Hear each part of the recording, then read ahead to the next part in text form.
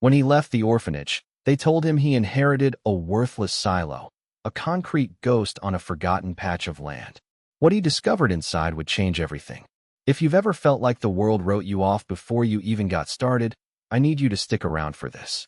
Hit that subscribe button, because this story is for anyone who's ever had to find their own way home. The day I turned 18 was the day I ceased to be a line item in the state budget. There was no cake, no party, just a cardboard box and a handshake from Mr. Henderson, the facility director, a man whose hands always felt like damp paper towels. The box contained the sum total of my 17 years and 364 days in the system. 3 pairs of jeans, a handful of t-shirts that were never quite mine, a worn paperback copy of a book about a boy who discovers he's a wizard, and a manila envelope sealed with a strip of yellowing tape.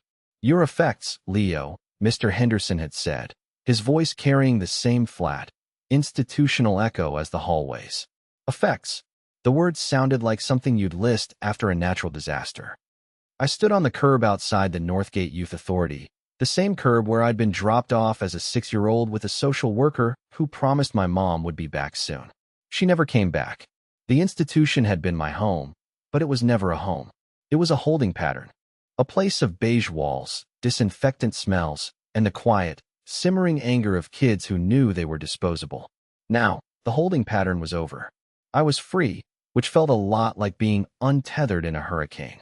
I had $412 in a state-issued debit card, a bus ticket to a city I'd never seen, and this box. The weight of it was nothing, but it felt impossibly heavy. The bus wasn't due for another hour. I sat on the hard concrete bench, the spring air feeling thin and sharp in my lungs. I pulled out the manila envelope. My name was typed on the front, Leo Vance. Below it, a case number that had been my real name for 12 years. Inside was a sheaf of papers held together with a rusty paper clip. My birth certificate, a flimsy copy, social security card, and at the back, a thick, folded document printed on heavy, cream-colored paper. It was a deed, a last will and testament, filed by a man named Alistair Vance. My grandfather. I had a vague, watery memory of him, a man with hands like old leather and a smell of sawdust and pipe tobacco. He'd disappeared from my life around the same time my mother did. According to the legal jargon, he had bequeathed to me, his only living heir, his sole property, Lot 7B, County Road 114, Township of Grayling. The property consisted of 12 acres of land and 1 agricultural silo, decommissioned. The document was dated 6 years ago. He'd been gone that long. No one had ever told me. A worthless silo. That's what Ms. Albright, my final caseworker, had called it when she'd gone over my transitional plan a week earlier. She was a kind woman, perpetually tired, who spoke in the gentle, pragmatic tones of someone who had seen too many kids like me spit out by the system with nothing. "Look, Leo," she'd said, tapping the file with a pen. "Your grandfather likely meant well, but this isn't a windfall. The taxes on the property are delinquent. 3 years' worth. The land is zoned agricultural in a primarily industrial overflow area. It's not desirable, and the structure itself is a liability. It's a tear down." She'd pushed a business card across the table. "This is a commercial real estate agent who handles distressed properties. He might be able to get you a few thousand for the land value from the aggregate company next door. They use the area for gravel storage. It's better than nothing. Better than nothing." That was the unofficial motto of my life. The foster home before this was better than the one before that. The state-issued shoes were better than no shoes. A few $1,000s for my only inheritance was better than nothing. I folded the deed and slid it back into the envelope. The bus hissed to a stop in front of me, its doors sighing open like a tired beast. I picked up my box of effects and stepped on, leaving the only home I'd ever known behind without a single look back. There was nothing there worth seeing. I found a seat by a grimy window and watched the gray building of the youth authority shrink until it was just another concrete box in a world full of them. I didn't know where I was going, not really, but I knew I wasn't going to call that real estate agent. Not yet. The idea of selling the only thing anyone had ever intentionally left me, even a worthless silo, felt like a final surrender. And I was tired of surrendering. The transitional housing was a single room in a downtown building that smelled of stale cigarettes and boiled cabbage. The window looked out onto a brick wall. For the first 2 days, I barely left the room. The freedom was a physical weight. In the institution, every minute of my day was scheduled. Wake up, breakfast, school, chores, recreation, dinner, lights out. Out here, the hours stretched into a vast, terrifying emptiness. The silence was the worst part. It wasn't peaceful. It was loud, a roaring in my ears that had been drowned out for years by the constant noise of slammed doors, shouting boys, and blaring televisions. Here, alone, the silence was just the sound of my own thoughts circling. On the third day, I woke up knowing I couldn't stay there. The room was just a smaller, lonelier version of the institution. I pulled out the deed again and spread it on the thin blanket. County Road 114, Township of Grayling. I found it on a map on the library computer. It was 150 miles north, a place where the map turned from a dense web of city streets into scattered lines and large patches of green. It was in the middle of nowhere. It was perfect. I spent $84 on a bus ticket heading north. The journey was a slow bleed from gray to green. The cityscape of concrete and steel softened into sprawling suburbs, then fractured into strip malls and gas stations, and finally dissolved into open country. The bus was mostly empty, just me and a few older people who looked as weary as I felt. I watched the landscape scroll by. Fields of green corn, punctuated by weathered barns leaning against the wind. Clumps of trees that thickened into dense forests. The sky seemed to get bigger, wider, a vast blue canvas that made me feel even smaller than I already did. For the first time in my life, I felt like I was moving towards something that was mine, even if it was just a column of rotting concrete. The thought was both thrilling and terrifying. What if Ms. Albright was right? What if it was just a heap of junk on a poisoned patch of land? What if I was trading a lonely room for an even lonelier field? The questions were a low hum of anxiety under the rumble of the bus engine. But for the first time, the questions felt like my own. The fear was mine. The hope, however fragile, was also mine. That felt like a start. The bus dropped me at a crossroads with a single blinking yellow light. The driver grunted, "Grayling," and I stepped out into a wall of humid air thick with the smell of damp earth and cut grass. There was a gas station, a diner with a faded sign, and a post office. That was it. The road stretching out before me, County Road 114, was a two-lane strip of blacktop that disappeared into a tunnel of overhanging trees. There were no sidewalks. According to the map, my grandfather's property was about 2 miles down this road. I shifted the backpack on my shoulders. It held everything I now owned in the world: a change of clothes, a bottle of water, the box of crackers I'd bought at the bus station, and the manila envelope with the deed. I started walking. The sun was hot on the back of my neck. Cars were infrequent, roaring past in a brief gust of wind and exhaust, their drivers staring at the kid walking along the shoulder of the road. I probably looked like a runaway. In a way, I was. I was running away from the person the state had tried to make me, and running toward, well, I didn't know what. A ghost, maybe. A memory of a man with leathery hands. After walking for what felt like an eternity, my legs aching and my shirt soaked with sweat, I saw it. The silo stood back from the road, partially hidden by a curtain of overgrown willow trees. It was exactly as I'd pictured, only more so. Taller, more desolate. It was a giant, gray cylinder, streaked with rust-colored tiers that ran from the dome top all the way to the base. The metal ladder that scaled its side was skeletal, missing rungs like broken teeth. The land around it was a riot of weeds and wildflowers, a wild, untamed meadow that lapped at the silo's concrete foundation. Next to it, a sprawling industrial lot was piled high with mountains of gravel and sand, just as Ms. Albright had described. A chain-link fence separated the two properties, and it made my small plot of land look like a forgotten island of green in a sea of gray dust. I pushed through the tall grass, the stalks scratching at my jeans. There was no house, no barn, just the silo. It loomed over me, silent and imposing, like a monument to some forgotten god of agriculture. It was ugly and beautiful all at once. It was mine. Getting inside was the first challenge. The main access door was a huge, sliding panel of corrugated steel, rusted shut at the bottom. I pushed and pulled, my hands raw against the flaking metal, but it wouldn't budge. It was sealed by years of neglect and weather. I walked the perimeter, my heart sinking. Was this it? A 2-mile walk to stare at a giant I couldn't even get into? Then I saw it. A smaller, man-sized door on the opposite side, almost completely obscured by a thicket of thorny bushes. It took me 20 minutes to clear a path with a heavy branch, my arms and face getting scratched in the process. This door was heavy steel, with a simple but sturdy lock. Of course, it was locked. I sat down on the ground, breathing heavily, feeling a wave of despair wash over me. It was a stupid idea, a fool's errand. I should have just called the real estate agent. I was about to give up when my eyes fell on a loose stone in the concrete foundation, just to the right of the door. The color was slightly off, the mortar around it crumbling. On a whim, I pried at it with my fingers. It was loose. I worked it back and forth, and with a gritty scrape, it came free. Tucked into the hollow space behind it was a small, oilskin pouch. Inside was a single, heavy, old-fashioned iron key. A jolt went through me, a shock of connection. He'd left it for me.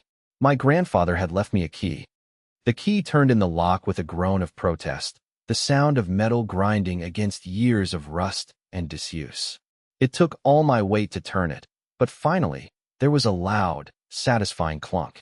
The door was still stuck. I had to put my shoulder into it, pushing with everything I had. It opened inward with a deep, echoing shriek that seemed to go all the way up to the top of the silo. I stumbled into the darkness, blinking as my eyes adjusted. The air inside was cool and still, thick with the smell of dust, old concrete, and something else, something faintly sweet, like dried hay. Light streamed in from a few high, narrow slits in the concrete walls, cutting through the gloom in dusty golden shafts. The space was enormous, cavernous. My footsteps echoed on the concrete floor. Looking up, I felt a wave of vertigo. The silo was a hollow tube soaring 100 feet into the air, culminating in a small circle of light from an opening in the roof. It was like standing at the bottom of a well. The sheer scale of it was breathtaking. Most of the space was empty, a vast circle of dusty concrete. But in one corner, shielded from the main door, was a small, sectioned-off area. It looked like someone had lived here. There was a simple wooden cot with a rotted mattress, a small table made from stacked cinder blocks and a plank of wood, and a rusty wood-burning stove with a crooked stovepipe that snaked up the wall. It was a makeshift camp, a hidden refuge. And sitting next to the cot, like a treasure chest in a forgotten tomb, was a dark green, metal footlocker. It was military style, with heavy latches on the front. I knelt in front of it, my heart pounding. This was it. This had to be why he'd left me the key. The latches were stiff, but not locked. I pried them open, the metal screeching in the silence. I lifted the heavy lid. I don't know what I was expecting. Gold bars. A pile of cash. Something that would solve all my problems. But the footlocker was empty, save for a stack of envelopes tied together with a faded piece of twine. They were addressed to me. Leo, my name, written in a strong, slanted hand. I sat on the dusty floor, the shafts of light illuminating the dancing dust motes around me, and I carefully untied the twine. There were at least a dozen letters, the paper thick and aged to the color of old ivory. I took the one from the top. The date on it was from just after my 6th birthday, right after I'd been sent to Northgate. My hands were trembling as I unfolded the single sheet of paper. The ink was slightly faded, but the handwriting was clear. My dear Leo, it began. If you are reading this, it means I am gone, and you are a man. I am sorry for so many things. I am sorry I could not be there to watch you grow. I am sorry you have spent your childhood in a place with no love. I need you to know that it was not because I didn't want you. It was because I had to protect you. I had to read that line 3 times. Protect me? I had spent 12 years feeling abandoned, thrown away. The word protect didn't compute. It was from a different language, a different world. Your father, the letter continued, was a good man at his core, but he fell in with some very bad people. He got into a debt he could not pay, not with money.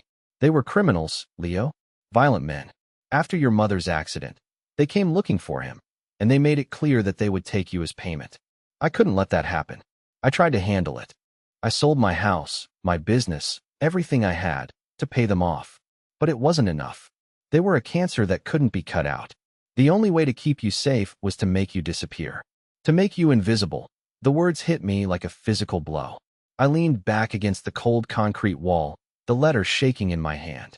A story I had told myself for 12 years. The story of an unwanted child, a burden passed off to the state, was cracking apart. Invisible. He had made me invisible. The state system wasn't just a place I'd been dumped. It had been a hiding place. The anonymity I hated so much, the feeling of being just a number, had been a shield. I bought this old silo and the land around it with the last of my money. The letter went on. It's not much, but it's ours. It's off the grid. No one looks twice at it. I lived here for a while, watching, making sure they weren't still looking for you. I couldn't risk contacting you. A single phone call, a single letter to the youth authority, could have led them right to you. My silence was your protection. It was the hardest thing I have ever done. I hope, someday, you can forgive me for it. This place, this silo, it was my promise to you. A promise that one day you would have a place to stand, a piece of the world that was yours, free and clear. It may not look like much, but it is a foundation. What you build on it is up to you. This is the first of many letters. They will tell you the whole story, and they will show you what else I have left for you. It is not a fortune, but it is a start. Be careful. Be strong. Know that you were loved. Always. Your grandfather, Alistair. I let the letter fall into my lap. The silence in the silo was different now. It was no longer empty. It was filled with the ghost of my grandfather's voice, with the weight of his words. Loved. Protected. Foundation. These words were strangers to me. I looked around at the dusty, cavernous space. The crumbling cot, the rusty stove. It didn't look like love. It looked like poverty. It looked like desperation. But the letter felt like truth. A deep, painful, earth-shattering truth. I sat there for a long time, as the sun shifted and the golden shafts of light moved across the floor. I cried. I cried for the 6-year-old boy dropped off on a curb. I cried for the grandfather who had hidden himself away in this concrete tube, watching over a grandson he couldn't touch. And I cried for the 18-year-old man sitting on a dusty floor, holding a story that had just broken his life in two, wondering if he could ever put the pieces back together again. That night, I didn't leave. The thought of going back to the city, to that soulless room, was unbearable. I had a thin sleeping bag in my pack. I rolled it out on the cot, the old mattress springs groaning in protest. The sun went down, and the silo was plunged into a profound darkness, deeper than any I had ever experienced. The only light was a pale circle of stars visible through the opening in the roof. The air grew cold. I lay there, shivering, my mind racing. Every belief I had about myself was built on the idea of being abandoned. It was the bedrock of my identity. Who was I, if not the boy no one wanted? The anger came next, a hot, bitter wave. Anger at my father for getting into trouble. Anger at the men who had hunted him. Anger at my grandfather for not finding another way. And anger at myself for being so quick to believe the worst. It was easier to believe I was worthless than to believe a story this complicated, this painful. I thought about Ms. Albright's advice. Sell the land. Take the money. Run. It was the sensible thing to do. The few $1,000s would be a lifeline. I could get a real apartment, find a job, start a normal life. That was the smart play. But the letters in the footlocker felt like an anchor. They were a history, a legacy. Selling this place would mean selling that story, treating it as worthless. It would mean agreeing with the world that this place, and the sacrifice it represented, meant nothing. Lying there in the cold, in the dark, I felt like I was at a crossroads. One path led back to the world I knew, the world of quiet desperation and just getting by. The other path led deeper into this silo, deeper into my grandfather's story. It was an unknown path, and it was terrifying, but it was the only one that felt like it might lead somewhere real. You know, if you've made it this far into my story, it's probably because some part of it resonates with you. Maybe you've also felt lost, or like the story you were told about yourself wasn't the whole truth. It's a lonely feeling, but I want you to know you're not alone in it. This community we're building here is for people who get it. If you feel that, I'd be so grateful if you'd hit that like button and subscribe. It tells me that these stories matter, that our stories matter. Let me know in the comments. Have you ever discovered a secret that changed how you saw your entire life? I read every single one, and your stories give me strength. Now let's get back to that cold, dark night in the silo, because what I found the next morning changed the game completely. The sun woke me, a single, brilliant beam of light shining straight down from the opening in the roof, like a spotlight on a stage. The dust motes danced in the beam. The chill of the night was gone, replaced by a growing warmth. I felt different, calmer. The emotional storm of the night had passed, leaving behind a quiet resolve. I wasn't going to run. I was going to see this through. I sat up and reached for the stack of letters. I picked the next one in the pile. It was dated a year after the first. Leo, it began, I hope you are well. I spend my days watching the gravel pit next door. They are expanding. They eye this little piece of land like a wolf eyes a lamb. They do not know its value, not its real value. The value of a place is not in the dirt, but in the freedom it provides. In this letter, I want to talk about foundations. The foundation of this silo is 10 feet of solid concrete. It is strong. It is deep. I built other things to be strong and deep, too. The letter was cryptic. It talked about the importance of looking beneath the surface. People see a ruin, he wrote. I see a fortress. People see an empty floor. I see a hidden cellar. My eyes darted around the concrete floor. A hidden cellar? I stood up and began to pace the circumference of the silo, my boots kicking up puffs of dust. I tapped the floor with my heel. It was solid concrete everywhere. Hard, unyielding. I went back to the letter, reading the words again. Where the light does not touch, there you will find the lock. I looked at the floor in the center, where the morning sun was now a bright circle. Then I looked at the edges, deep in the shadows against the curved wall. I started in the small living area my grandfather had built. I got on my hands and knees, running my hands over the cold concrete, feeling for any imperfection, any seam. Nothing. I moved around the entire perimeter of the silo, my knees getting sore, my hands covered in grime. I found nothing. I was about to give up, thinking maybe he was speaking metaphorically, when my hand brushed against the base of the wood-burning stove. The stove was cold, of course, but it was anchored to the floor with 4 heavy bolts. I pushed at it. It was solid, but as I ran my hand along the floor behind it, in the deepest shadow, my fingers caught on something. A line. A perfectly straight, hairline crack in the concrete that I hadn't seen.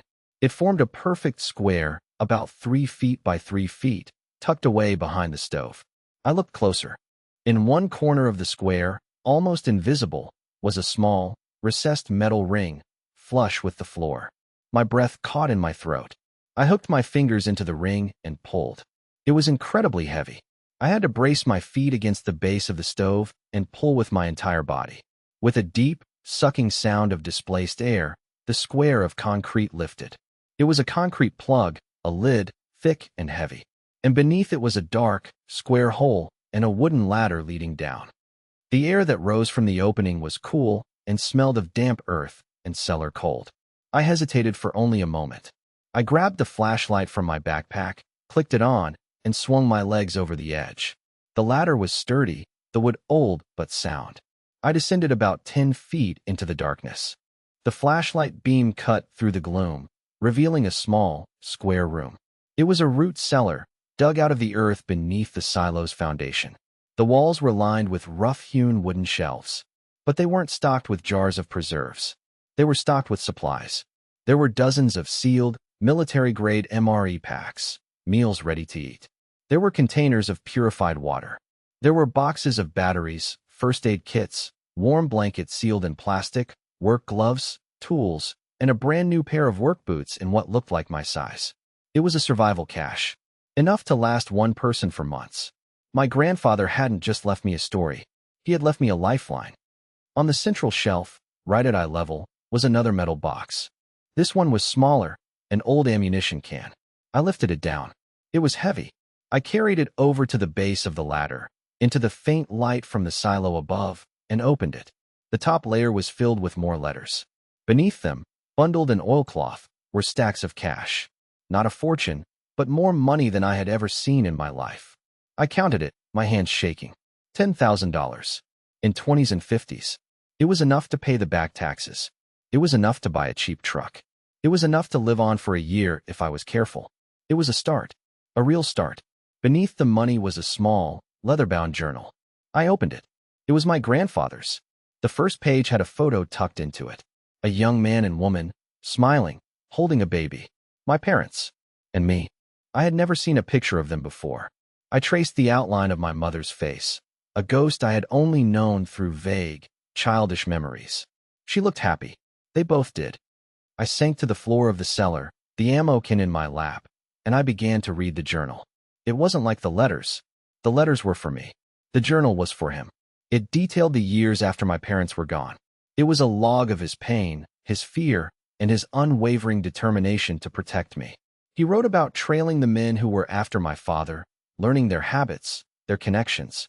He wrote about the agonizing decision to place me in the state's care, describing it as cutting off my own arm to save my body. He chronicled his lonely life in the silo, watching the gravel company's trucks come and go, patching the roof, building the cellar, stockpiling the supplies, all for a future he wasn't sure he would live to see.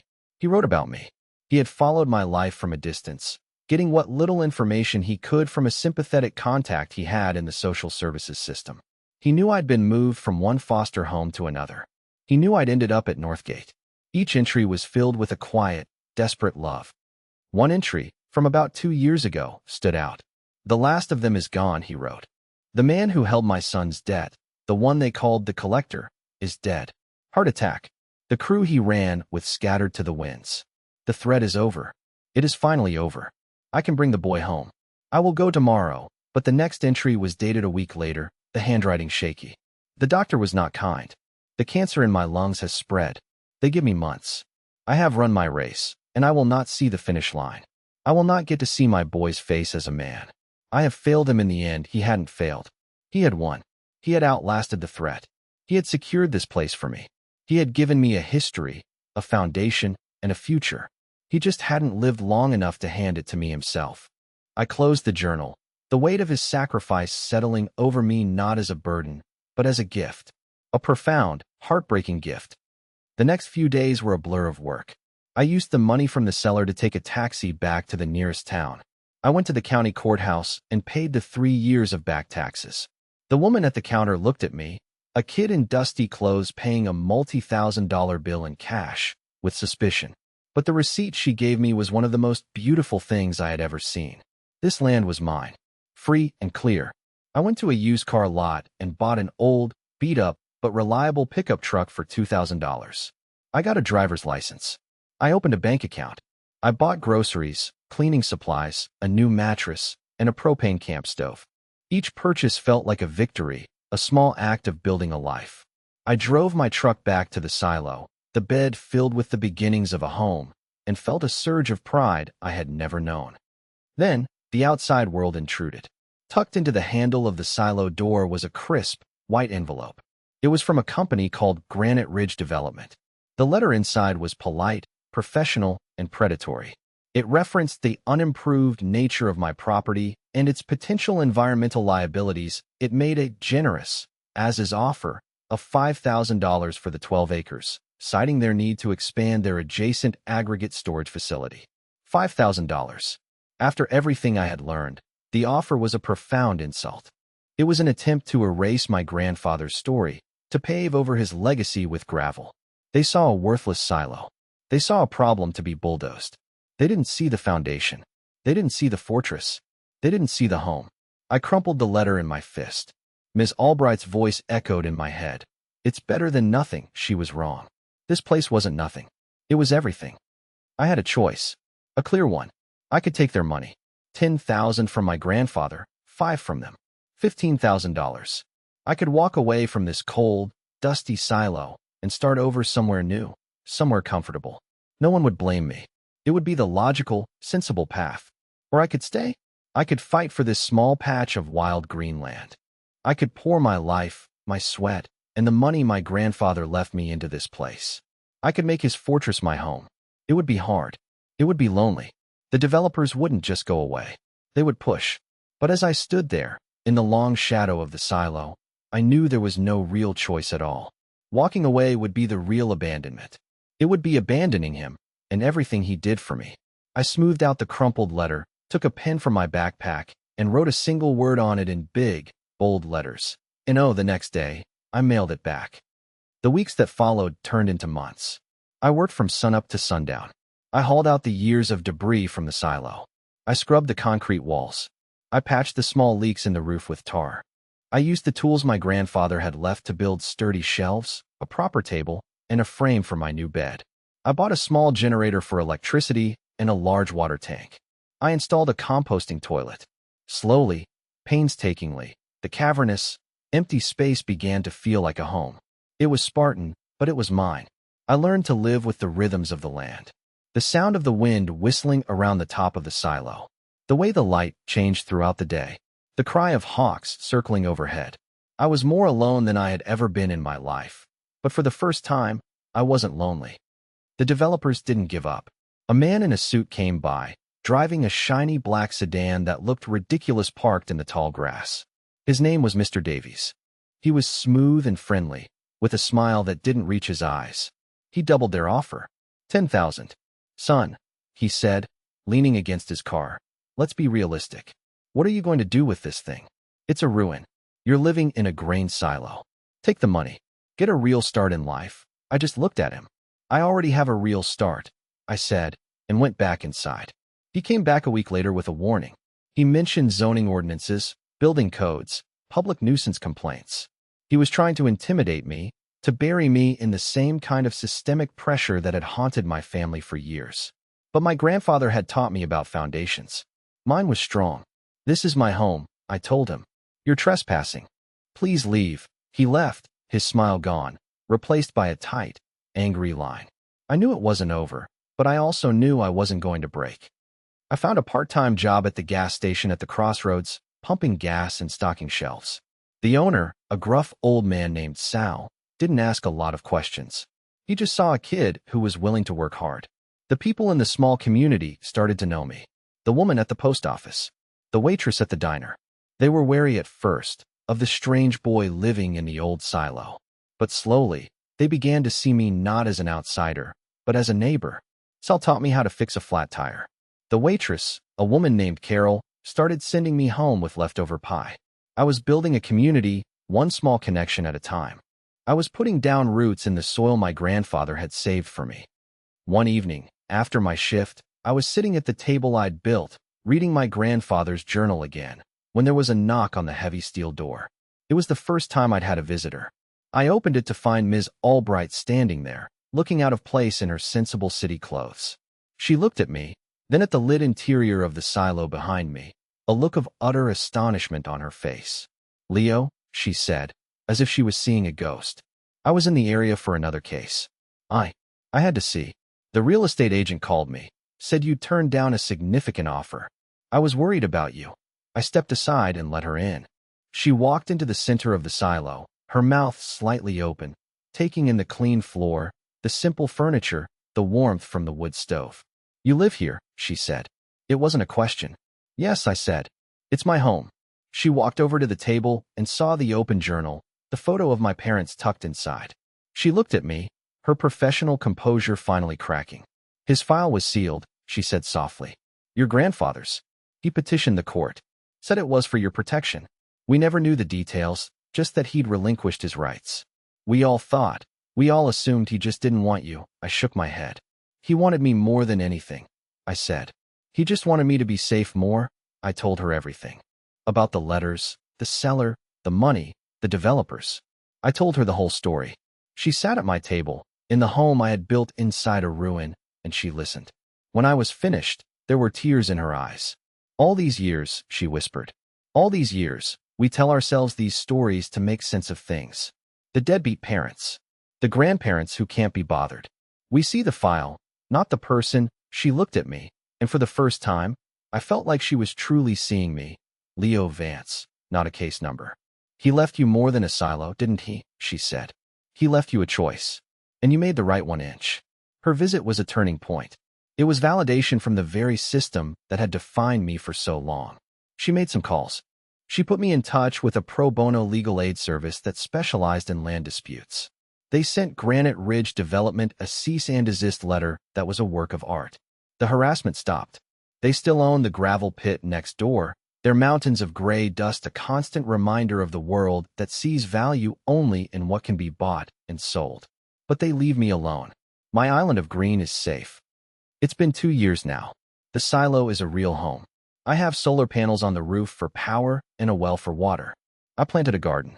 I'm taking online courses at the local community college, studying architectural design. I have this idea, this dream, of converting old, abandoned structures like this one into affordable, sustainable housing, of taking things the world has thrown away and giving them a new purpose. Just like my grandfather did for me. I still read his letters. His words are the foundation of my life. He taught me that inheritance isn't about money. It's about story. It's about the sacrifices people make for love. He taught me that home isn't a building. It's a place where you are safe, where you are known, and where you have the freedom to build your own future. My life isn't perfect. It's quiet. It's simple, but it's mine. Every nail I hammered, every seed I planted, is a testament to the man who saved me with a worthless silo. He gave me a second chance, and I'm trying every day to be worthy of it. So that's my story. It's the story of how I found a home in the last place anyone would ever look. And it brings me to a final question for you. What does the word home mean to you? Is it a place? A person? A feeling? I want you to share your thoughts in the comments below. Your stories, your perspectives, are what make this channel more than just stories. They make it a community. If my journey meant something to you today, please consider subscribing and becoming a part of that community. Because we all have a story, and every single one of them deserves to be heard. Thank you for listening.